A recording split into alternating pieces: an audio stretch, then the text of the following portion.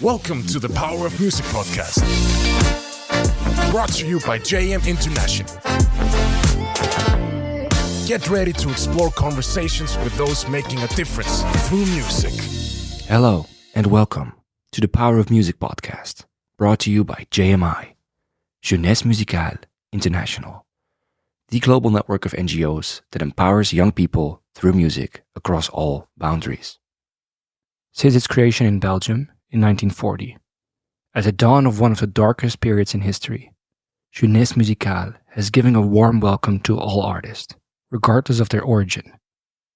No ideological, linguistic, political, religious, or ethnic motive could ever justify any rejection, defending rather, through the sharing of music, the meeting and the opening as a source of emancipation. As an apolitical movement, we have constantly worked to bring together young people and artists. Today, in view of the terrible events, we express our solidarity with the Palestinian people and artists who are suffering the terrible consequences. We also express our gratitude to the Israeli people and artists who defend the principles of universal peace. Jeunesse Musicale is convinced that the arts work to unify humanity around universal values, those that transcend borders, such as peace, love, justice, and freedom. In this episode, we talk about the challenges and successes of the Delia Arts Foundation.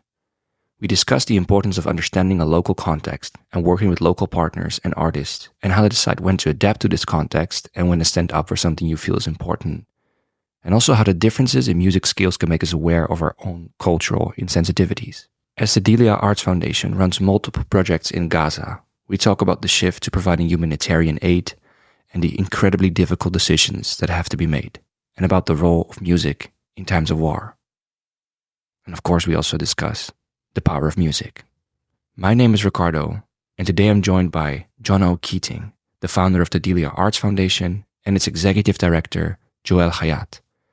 The Delia Arts Foundation provides the tools, infrastructure, and resources to make dreams a reality for talented young musicians, spreading the power of music in underserved communities. As always, if you enjoy our content, don't forget to subscribe, like, and rate the podcast. We hope you enjoy the episode. Thank you so much for joining me today. Can you please tell both a bit about your journey into music and into the projects that you've been building in the foundation? I've been a musician most of my life, mostly jazz music, a bit of world music, both as a player and as a producer, an arranger, and a bit as a composer and writer as well.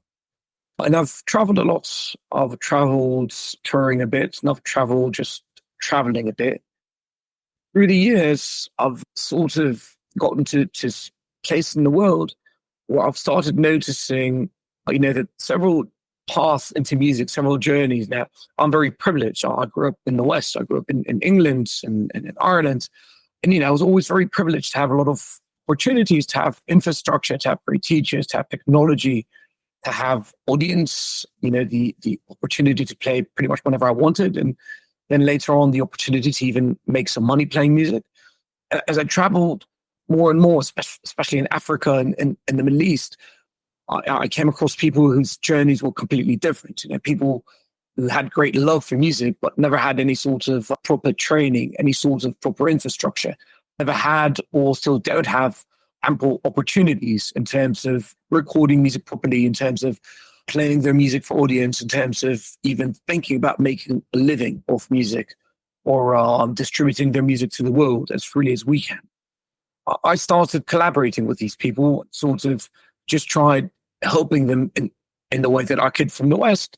5 or 6 years ago, after visiting Gaza specifically in 2018, I decided to try and open a small organization that can do these things in scale, that can help artists in conflict zones, artists in third world countries, artists that don't have opportunities that we do, maybe just get a bit more chance to develop their music, to display their music, maybe even make a living off their music. It started very small, mainly focused on creating higher quality content.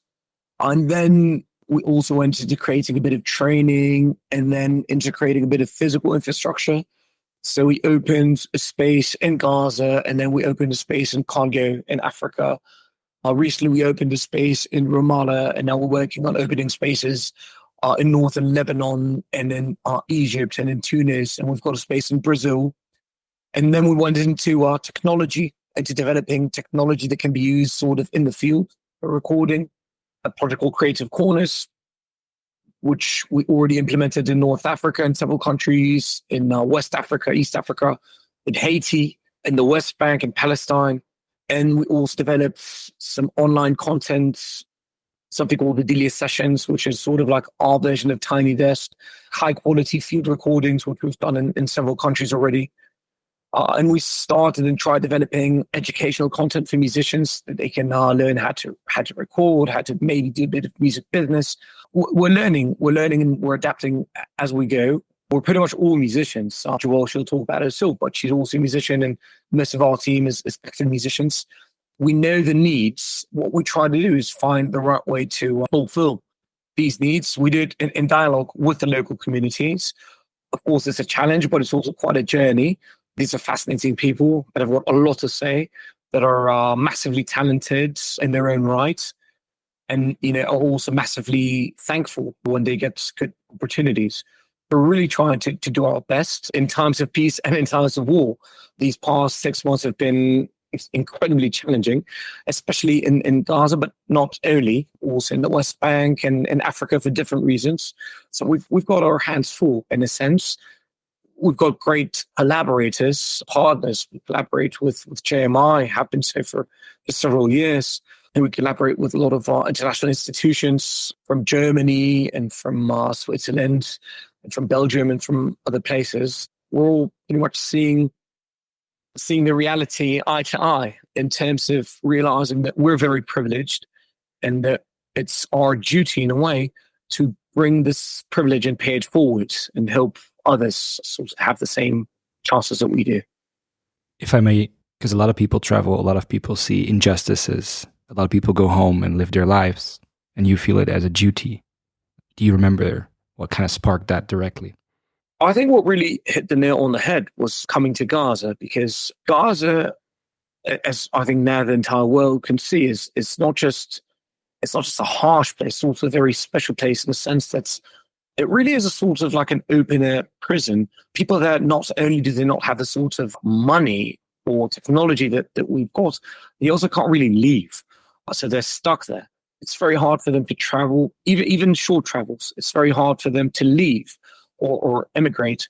So when you meet them, you really, really feel their need and their angst and sort of like their cry. That's sort of what ticked it for me and made me think about not just coming and going and creating short pieces of content. Like, I did songs with these people for a very long time. I produced songs, in Sudan and in Morocco and in Tunis for ages. Coming to Gaza is what really made me think about doing something that's a bit wider in its appeal and in its effects. How about your journey? Well, I was very fortunate growing up playing the violin, and I was very, very fortunate having a teacher who not only was the best teacher I could ever ask for, but she also very much integrated me into NGOs and work and the cultural field, because she was very well integrated. She's still integrated. She's a member of Jeunesse Musicale of Lebanon. She actually helped start it in Lebanon. From there onwards, I began by being a beneficiary, going to concerts, going to training programs. And she started integrating me, inviting me to see how everything is organized, what's beyond, the concerts, the training programs, everything that's on the cultural management side. So I began by being a beneficiary and then a volunteer in this organization, Jeunesse Musicale. And then I slowly went up and started, being recruited to work, which I'm very grateful for. And I'm very privileged to have this opportunity. And through JMI, I was also very fortunate to get to know many different organizations with whom we partnered. One of them is Delia Arts. And I started with having a great mentor as an executive director, Jennifer. She was our past director. And then I slowly progressed into becoming the executive director, managing different projects. And then here we are.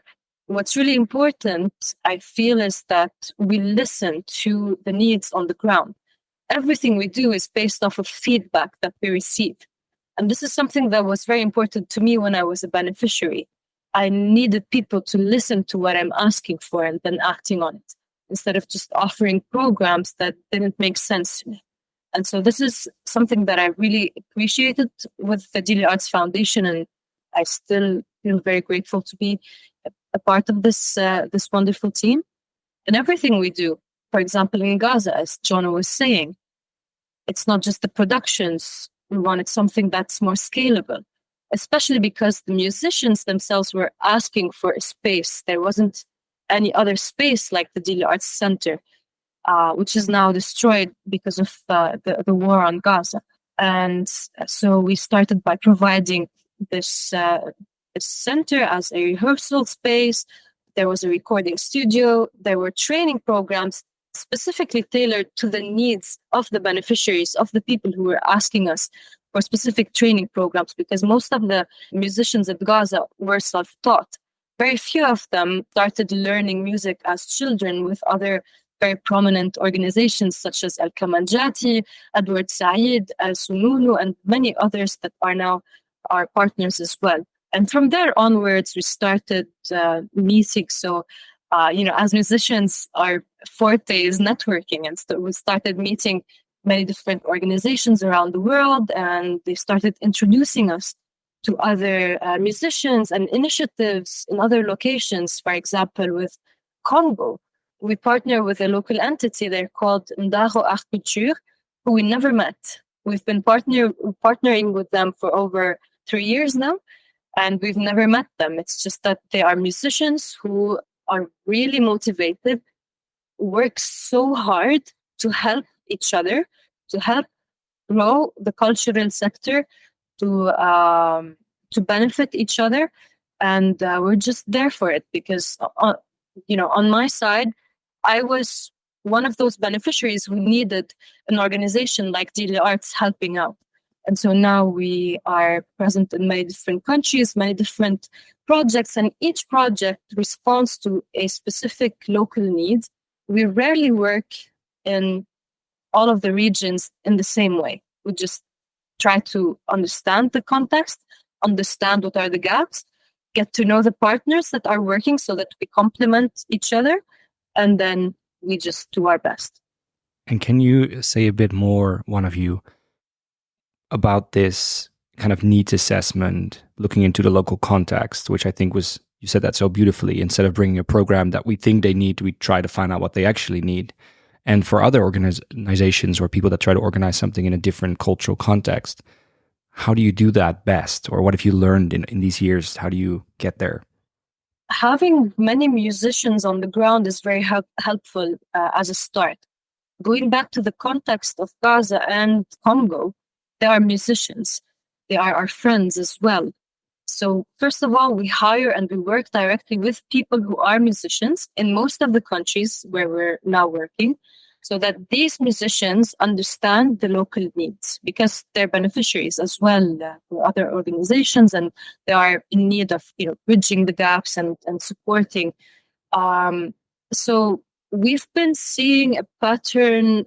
We are asked to work a lot on improving the creative economy, meaning that many of the musicians who are beneficiaries, who take part in training programs, are asking us if we could help them become trainers afterwards, so that we build also some self-sufficiency. We're on the road to doing that little by little. It's basically based off of direct feedback from musicians who we work with, and musicians and young people who come to our centers, meet with our representatives and ask them exactly what they need. And it's also based off of many, many conversations with local cultural entities, evaluating and seeing with them what they have been doing, what they feel have been the gaps that they haven't been able to bridge. And then we do our best. We do our best to do just that based off of our expertise. We cannot provide everything that is needed, but we do our best. Some things we've seen across different countries, some needs, and some things and some needs are more specific. Like, for example, we've seen pretty much everywhere that cheap studios are crucial. Even in Gaza and in the West Bank and in Tunis, Algeria, in Egypt, of course, there are amazing professional studios, really, even in Gaza. But they always cost about $50 an hour, at least, in all these places. Now, in Europe, you can also work in a McDonald's and earn $50 in half a day. In Gaza, that could be 2 weeks' salary. So if you're an up-and-coming musician, you just can't afford it. Having what we call educational studios, like training studios, is a need that cuts across all of the places that we work, that we've really seen widen, and we're really trying to answer that need as well. Another thing that we've seen across different countries is the need for training programs that are not in English. Basically, if you're fluent in English, you can find training on anything. If it's recording software, if it's music business, if it's home production, video editing, like you can really, really find any answer on anything on YouTube, even with videos. Whereas if you only speak namely Arabic or French, especially Arabic, it gets much more difficult. Like, for example, if you only speak Arabic, finding professional training for technical sound engineering or for home studio recording is quite difficult. For music business, even more difficult. So this we see across different countries. Now, other needs are quite specific. For example, we work in Brazil, as Joel said. In Brazil, they do a lot of rap. Now, rap is also very legitimate in the public eye and in the institutional eye in Brazil. So we support it and we love it. Other places where we work, even if we want to do rap, we might run into trouble with the local authorities. So we really try to refrain, unfortunately. And for example, in other places like in the West Bank, we just got a request to do percussion workshops because they feel like that in the industry there's room for more percussionists. So we try to be very attentive and very responsive as well. Also realizing that the needs might change over time. Something that might have been a need 3-4 years ago, like something like, I'll give you an example, mastering a CD. It's just not relevant anymore. No one prints CDs anymore. It's just not relevant in any way. Today, what's much more relevant is had to do something for TikTok or had to bounce for MP3 in high res for headphones, for example. We really, really try to be flexible and not overcommit to anything over a period of time that's too long. And then, we might deem ourselves irrelevant after some time. We foster a lot of collaborations. So we don't think just in terms of, the youth and musicians that are present in the regions where we work. We also look at entities. So, for example, all of our Delia studios have been done in collaboration with local entities. First of all, with smaller investments, we can create larger impact. So we use our funds very, very efficiently this way.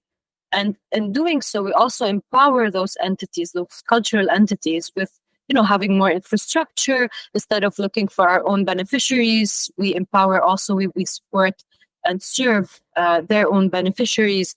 So this is something that is really close to our hearts. It's that, we also look into how we can collaborate and do things in common with other cultural organizations, with them and through them. Yeah, and there really are amazing organizations. Like if we look at the West Bank, for example, there are 2 amazing organizations, Edward Said and Al-Kamanjati, that do an amazing job teaching children. So there, for example, we don't get anywhere close to children because it's their job. They're doing it amazingly. In other places, we might find organizations like JMI that do events very, very well. Things like Ethno Studio or Ethno meetings. So we don't do that because it's their gig and we only help them. Or we might do it with them. So we're really trying to just find the things that are needed, but also the things that are sort of not taken care of by anyone else. That way we can use our resources more efficiently and also not step on anyone's toes. Maybe it's a difficult question, and then let me know and we can skip it as well. But I was wondering, you said sometimes you have to kind of move or bend, the ways. Maybe one country doesn't accept rap and then you don't work with rappers. And how do you decide when to kind of go along with the context or say, no, we're going to try to still do this because that's important to us, or we want to actually bring this or empower people in a broader sense? It's a great question, and it's a very hard question for us to ask ourselves and to answer as well. And by the way, it's bilateral and it's both directional. I'll give you an example. So sometimes the artists might want something that we might say, listen, if we do this, we might get into trouble. If we do this, maybe next time that I want to come visit you, I'm not going to get a permit, I'm not going to get a visa. And then we have to be sort of reserved about it. But it also works the other way. Sometimes we want to do something that's a bit more political or a bit more, let's call it aggressive in terms of communication. Sometimes the artist will say, listen, if we do this, we're going to get into trouble. So it's a dialogue all the time. Sometimes we disappoint them. Sometimes, I don't want to say, we might be disappointed from them, but it's music, and it's music that's in the public eye. And a lot of these countries are not, democracies in the same sense that we experience democracy in the West. A lot of these countries are not places where you can go on stage and say whatever you want to any audience that you want. And the artists, they know it. They live it day to day. They're quite aware of it. And also even though we come from the West, we're learning it. And it's crucial because at the end, we want to work with the local authorities. We have to. Sometimes we even get funding from the local authorities, which is great because, they also, in most cases, they want to develop the local scene. They want to develop the cultural scene, the educational scene. They say, we've got sort of got to navigate our way here. Sometimes we do challenge the social norms just a bit if we know that there's going to be positive outcome. A great example of this is before the war on Gaza started, we had a lot of instrument workshops and sessions, oud, guitar, and other workshops. And within the societal norms of Gaza, music is not encouraged, especially with having a mixture of men and women within the sessions. This is the societal norm. Having built our credibility and the trust of the local community in Gaza, we challenged this norm, but very, very carefully, and started having such sessions with the approval of all of the families, the parents of the children and the youth that came to those programs. We had a bit of feedback, which was a bit negative in a sense of criticism. How are you doing this? Why are you doing this? But then it also encouraged and paved the way for a lot of youth, especially women, to reach out to us privately and ask if they could join us. So this is an example of us really pushing just a little bit with the norms, being a bit flexible with what we were doing, just because we knew that it was going to be really, really helpful for those who have been waiting for such opportunities to get involved with us, to learn something, and they weren't able to do it. I've got a good metaphor on cultural sensitivity. Mm-hmm. When I was in my 20s and I worked in Africa, I recorded with African musicians. So it always stunned me that when I was trying to do sing harmonies with them, so they hear very well anything pentatonic, like do, re, mi, so, da, da, da, so, mi, re, do, la, so, do. Perfect. They hear it. Like they never get it out of tune.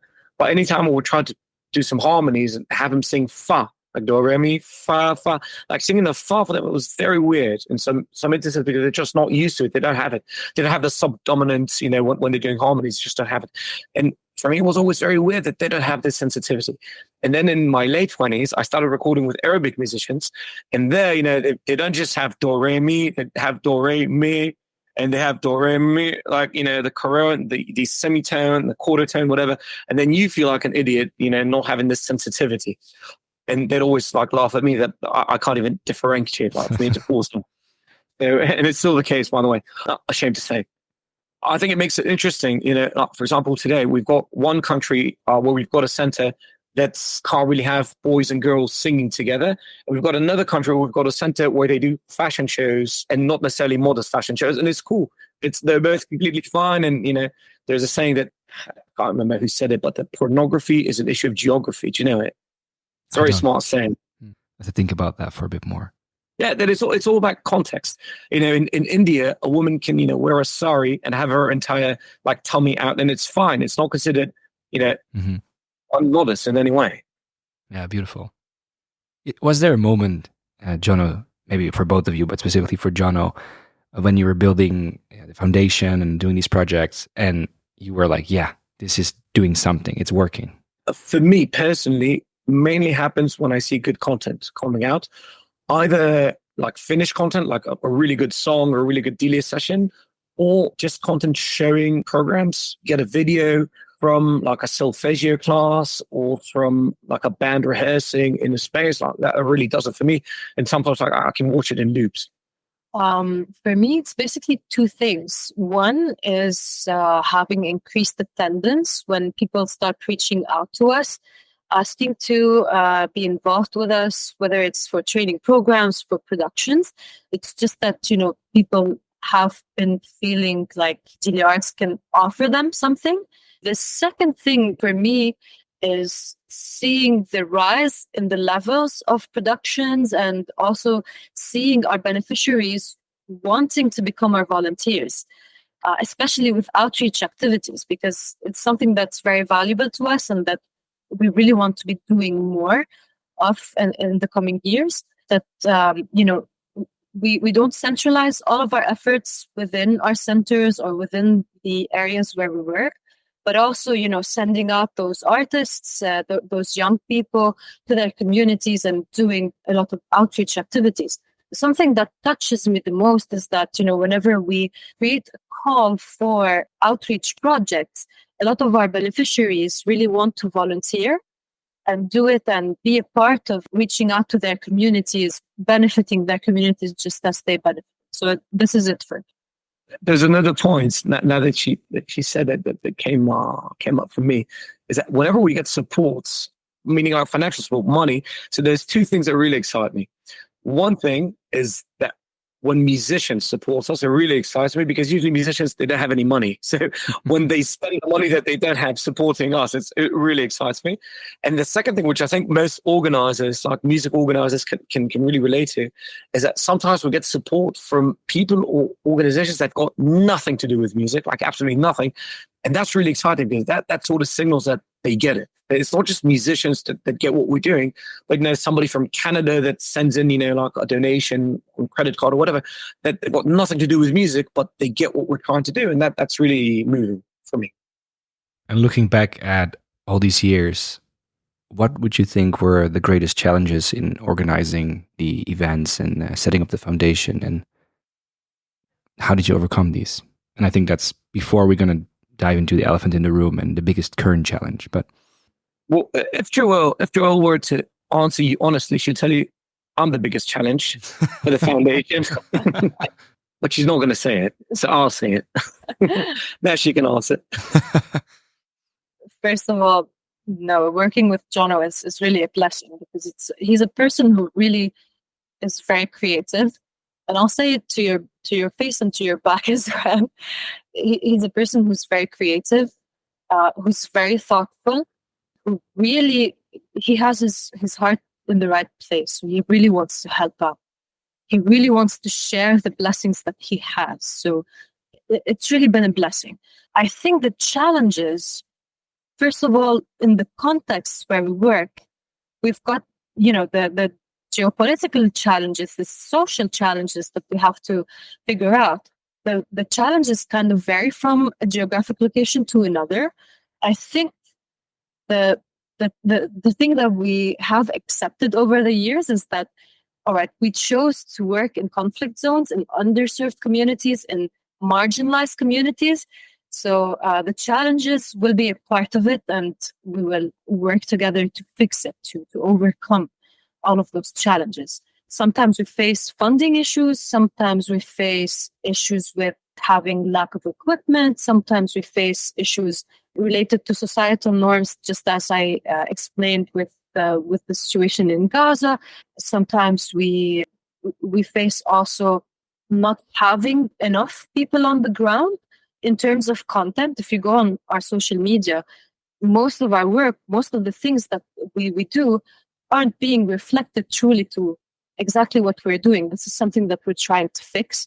Hopefully, anyone who's listening to this podcast, who goes on our social media, in the coming months, you will see a lot more content that truly relates and shows you what we have been doing.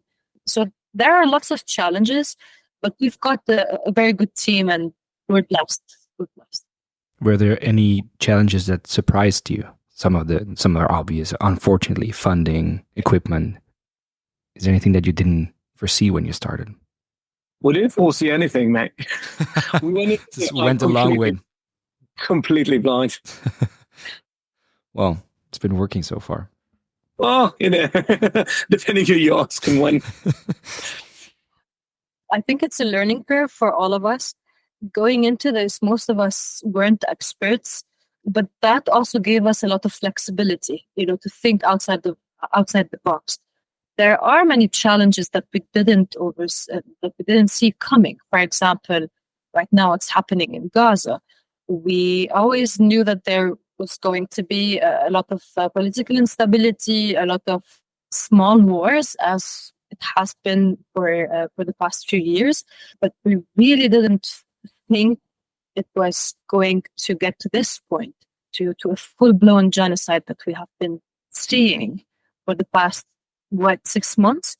I think this was something that we didn't see coming, or at least we hoped that it wouldn't come. And we didn't anticipate the response that we have been giving out right now. So right now, we're not just a cultural organization, we're also responding with a humanitarian response.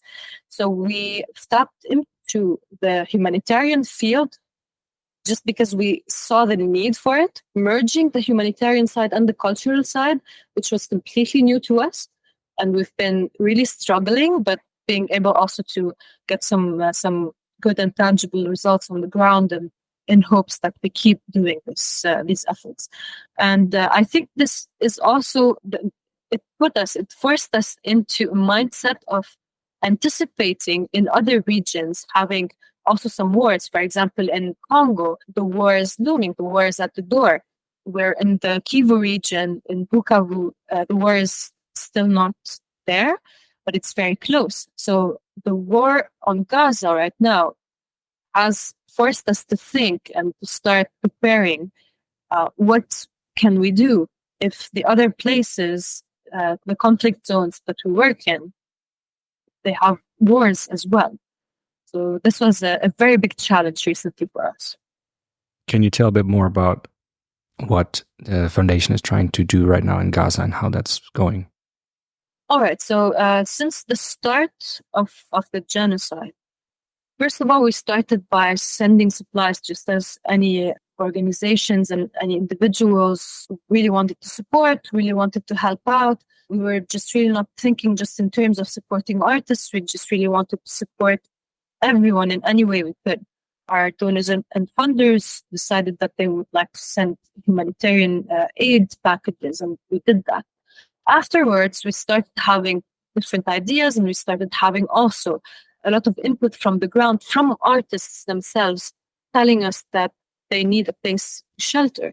Because as you know, within the war, many people, everyone basically had to evacuate, be displaced. Thankfully, our team members, although they have been severely displaced, they are still physically okay.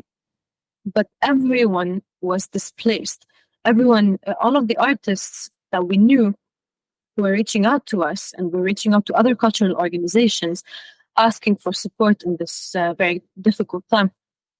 Together with Al-Kamanjati and the Edward Said National Conservatories, two of the most prominent cultural organizations in Palestine, we've collaborated to create something that we're calling the artist shelters. They are in a relatively safe area in southern Gaza, in Rafah. Just because it's in the Al-Mawasi desert, it's usually a bit safer than other places. We started by building shelters.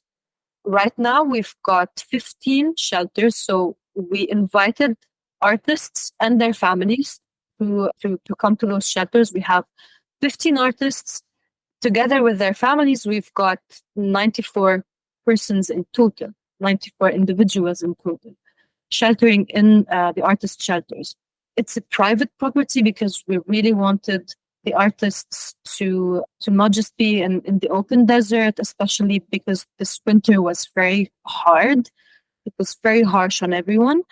And imagine you being in the desert and having a tent, and there were very harsh weather conditions. And we made sure that the place that we rented had also amenities, had also services to offer, places where they serve food. It has running water, it has toilets. We also made sure that we could purchase solar panels, and we kept going the initiative to have right now 15 shelters. And within those shelters, all of the musicians have been actively engaged within their community, their surroundings. So all three of us as organizations have been asking them and paying them.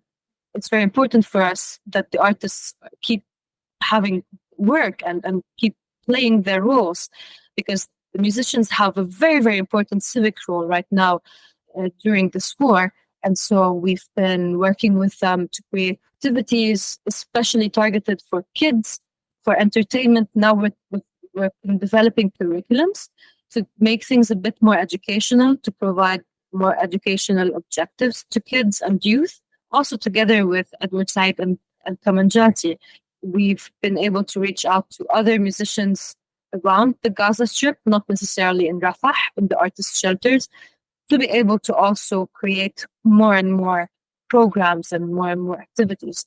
And we keep growing all of our initiatives, humanitarian initiatives, and we hope that we will be able to scale them to benefit not just the artists, although they are our primary focus and people that we want to support, but we want to scale it into supporting as many people as possible. So this is what we've been trying to do. It's been a very hard 6 months for us, figuring out how to do all of this, but we're very grateful that we have been able to shelter these 15 families so far and hope to keep going. There's also a great dilemma here, because on the one hand, we keep investing in Gaza and keep supporting our team there.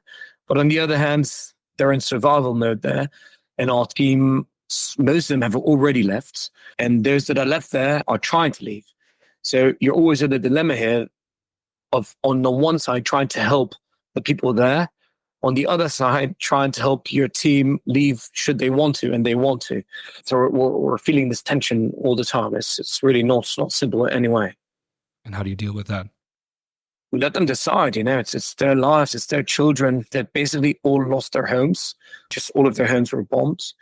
We lost the center as well. We had something called Creative Corners, like small modular educational stations for recording and learning music in institutions. We lost all of them as well. So we lost a lot and they lost a lot. But at the end, they're there and they're there with children and with their spouses, and it's completely their decisions. And we try to help them whether they stay or leave. If they need help with the bureaucracy of leaving, we try to help as well as much as we can.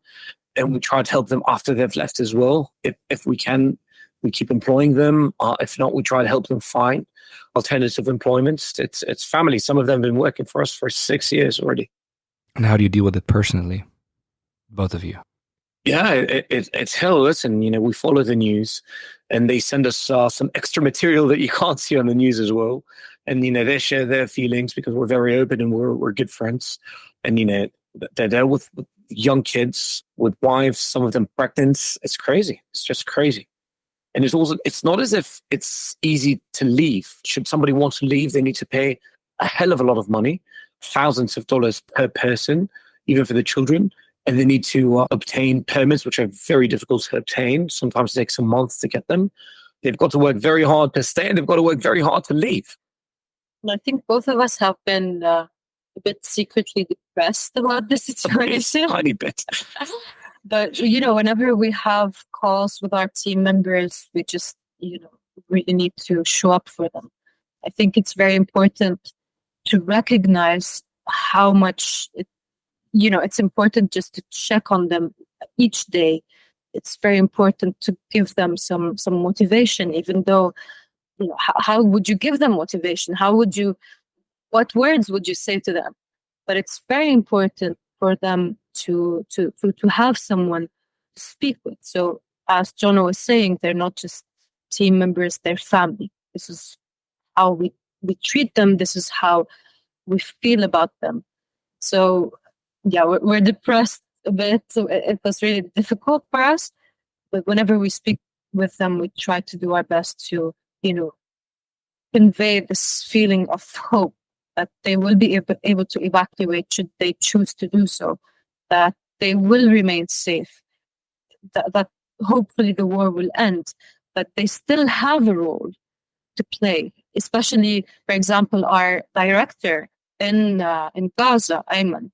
He really feels like he's got a mission to still support Gaza, even if when he's trying to evacuate, he is, but he feels like he still has a duty towards Gaza and he really wants to do it. And so we have to be his back doing this. Well, these people are generally very patriotic.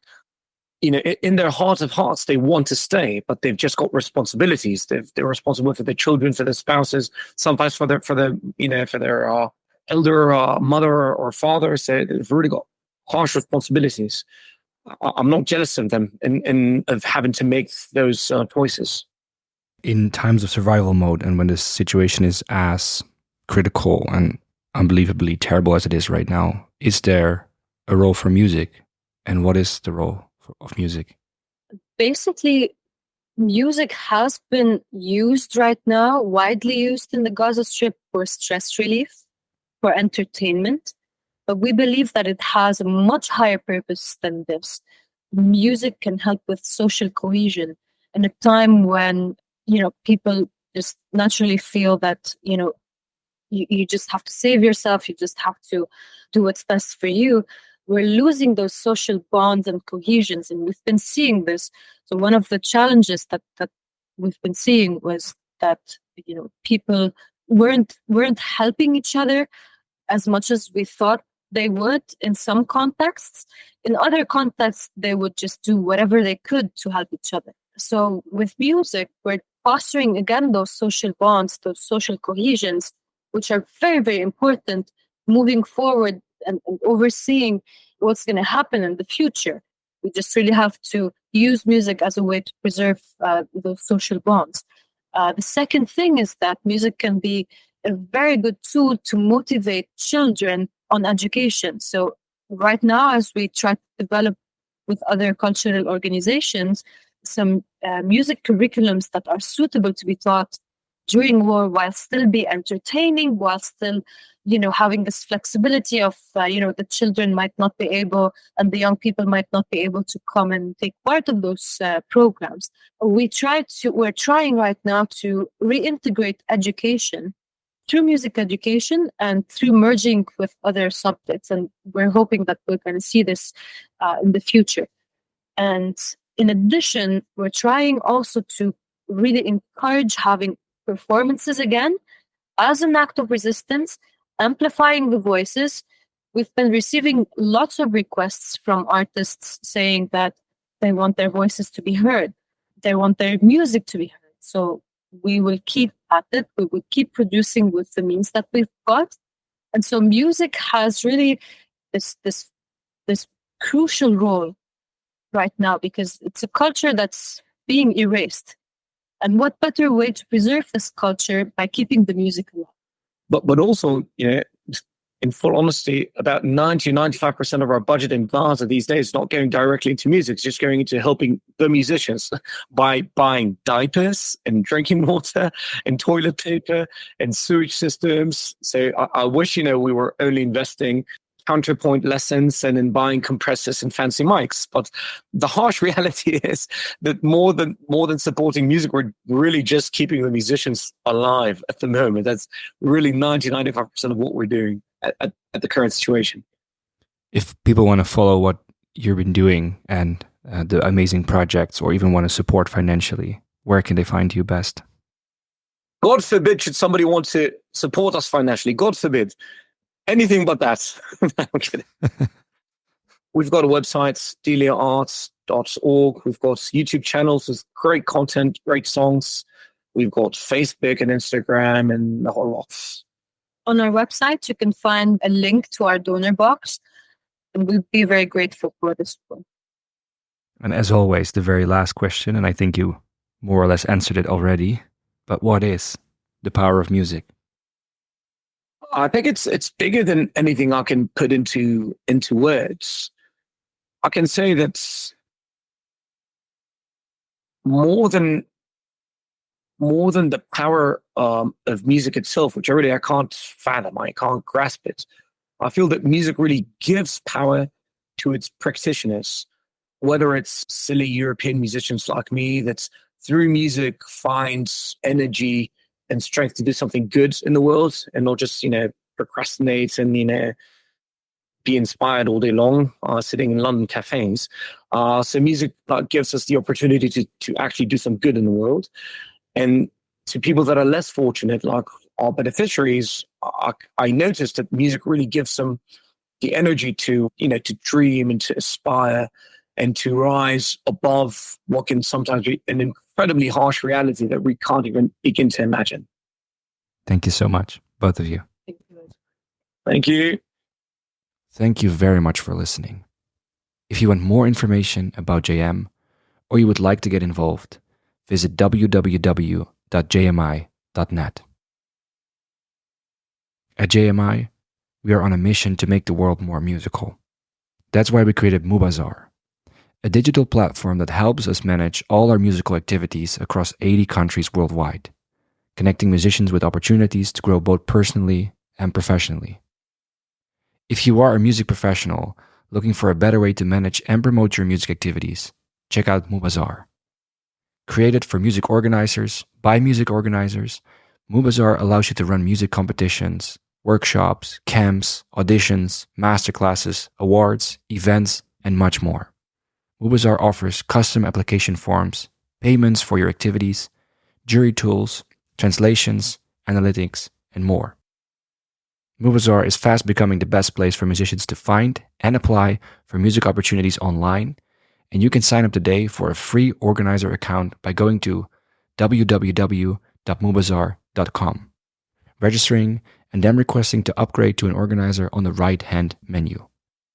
For more info, don't hesitate to get in touch via support@mubazar.com. It would mean a lot to us if you could give us 1 minute of your time and rate and review the podcast. In case you have any suggestions or would like to be one of our next guests, feel free to reach out to us through the JMI socials.